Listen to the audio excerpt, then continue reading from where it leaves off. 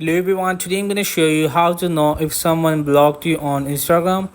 For this, just simply just tap on your Instagram account on your device and you will be just finding the person from your messages, or you will just tap on the search by the name like this. And first of all, you will just have to notice that so there is our option to just follow it, and you will see the post 58 and followers 222 and following 212. So if you just can't see these three things nil, and you can't get option to follow this user, so that's mean that that person have been blocked you on Instagram.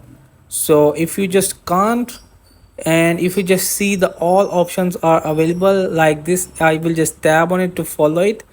So that's mean that this person cannot block me on Instagram. And if I just can't receive these options to see like post number and followers followings and the follow request option also. So hope this video helped you. Please don't forget to like and subscribe and get notified for more videos.